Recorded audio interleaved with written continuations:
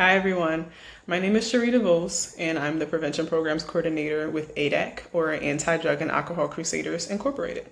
So before I get into what this video is all about in celebration of Prevention Week 2020, just want to tell you guys a bit about ADAC and what we do. So ADAC, or Anti-Drug and Alcohol Crusaders, is a grassroots nonprofit community-based organization based in West Philadelphia that has for 33 years serviced generations of families by providing both educational and recreational programs for youth, alcohol, tobacco, and other drugs education and awareness, or ATOD awareness, parent empowerment courses, community resources and referrals, alternative activities. We love alternative activities, and more.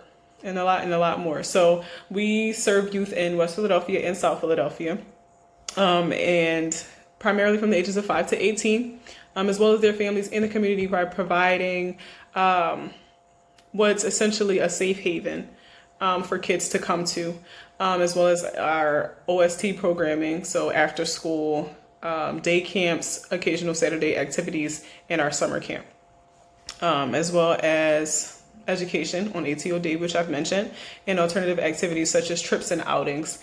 And just to say a bit more about alternative activities and what they are and how we do them, at ADAC, along with providing ATOD education and awareness, we really lean into the importance and the value of alternative activities as a prevention method, and as an important part of substance abuse, specifically prevention. And other negative behaviors such as violence and so on. So alternative activities are a really effective way to reach youth and prevent them from engaging in negative behaviors, because you get them involved, they have fun, you do activities that they like, you build relationships while you're doing these activities, and kids have an opportunity to be active, engaged, and while you have their attention, once you grab their attention by doing fun, engaging activities, then you bring in that component about ATOD education. You bring in that portion. And so a healthy balance of both education and alternative activities with our youth is what we really aim for at ADAC, as they work really well hand in hand as prevention methods. So, okay, to get into what this video is about, celebrating Prevention Week 2020. First, I'm going to start with, for those who don't know, what is Prevention Week? We'll talk about that a little bit. So Prevention Week essentially is a campaign focused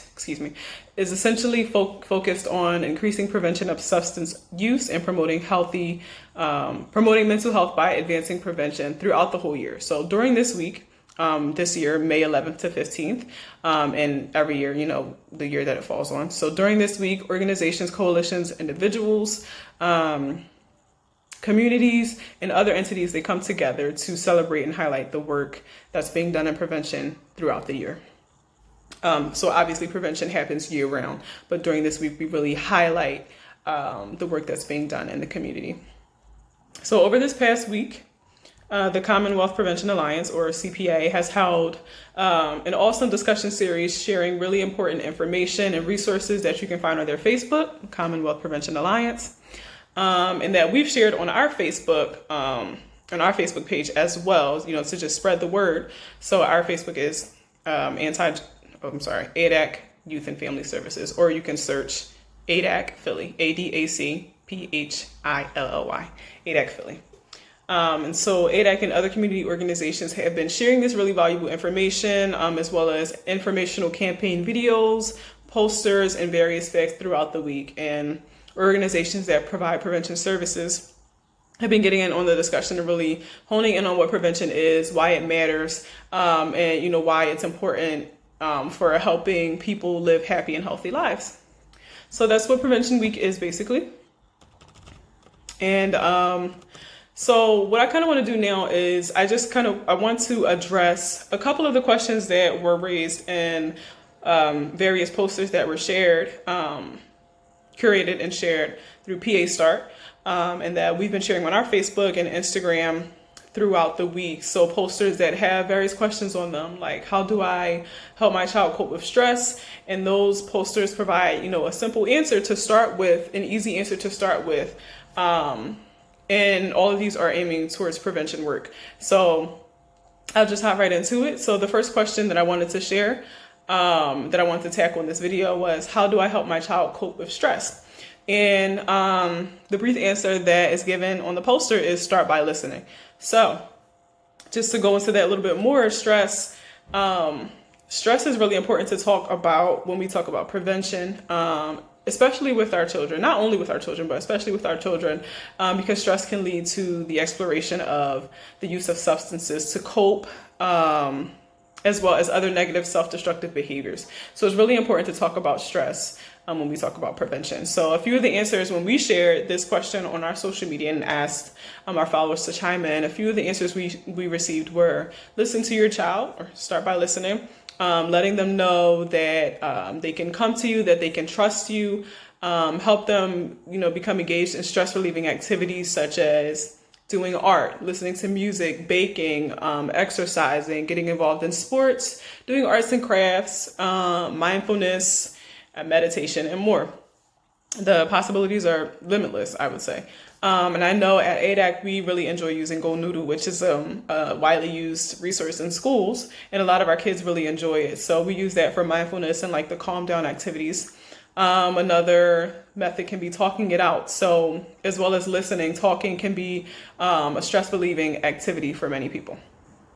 And so basically the aim is to help your child cope with stress and relieve that stress in a healthy and effective way rather than trying to ameliorate that stress with harmful substances down the line.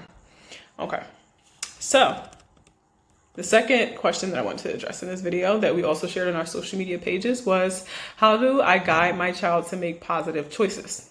So the answer that was given on that poster was start with a conversation. So talk it through. Weigh the pros and cons of certain decisions. This act itself can help build up the skill of thinking ahead, of having and practicing foresight. You can also encourage cause and effect thinking. So if I do this, what will happen as a result of that? So this can help consider all or many of the outcomes of various decisions. Also, another answer that one of our followers gave us on social media was hold back judgment or be non-judgmental. So this really promotes and builds trust in the parent-child relationship or guardian-child relationship, and encourages honesty and openness. So holding back judgment, letting that child know that they can come to you and, express their concerns, and you can help them work through difficult decision-making processes. And finally, but not, last but not least, and, I'm sure there are other answers, but, for the purposes of this video, the final method I'll offer is you can also lead by example. So if your child sees you stopping to think before being immediately reactive and making decisions, this can guide them to do the same. So pause, stop, think, consider the outcomes, and, before you make a decision, that can help them to make positive choices in the future as well. Okay. The third question I want to address is, how do I keep my child off drugs? So the answer that was given on the poster that we shared was start with the facts. And this is really important. Right now is not too early to increase your child's awareness of substances, about alcohol, tobacco, and other drugs. Your child will at some point in their life be exposed to some degree to substances. So that can be, on TV. It can be on movies, it can be in school, it can be in the neighborhood, and so on. So, now is a good time to start having conversations, educating them on substances, what they are, the negative effects that substances can have on the body, and in particular, how those substances can really harm your child's developing brain and their developing body, in their years of adolescence. So, and at ADAC, we begin teaching youth from the age of 5. We serve kids from youth from 5 to 18. So we began teaching them at the age of 5 about ATOD. And some people might think that, this is really young, but it's about tailoring that information based on their stage of development. Meet them where they are, as a lot of people say. So if they're 5, you tailor that lesson to, their understanding, and you start educating them on these topics. So the same can happen at home with gradually gradually educating them, exposing them to information and conversations about ATOD and the dangers of substance use according to their understanding. So that, they can begin to understand what they are. And by the time that they do become exposed, they know, I've learned, over the years that this can be really harmful for my body, that, substance use and abuse can get in the way of my dreams, can, make me, feel bad, something just simple as that. Substances can make me feel bad. I don't want to, feel sick, and I don't want them to get in the way of my dreams. These are things that we try to talk about with our kids. So starting with the facts and starting with the conversation with our kids is a good answer to how can I keep my kids off drugs.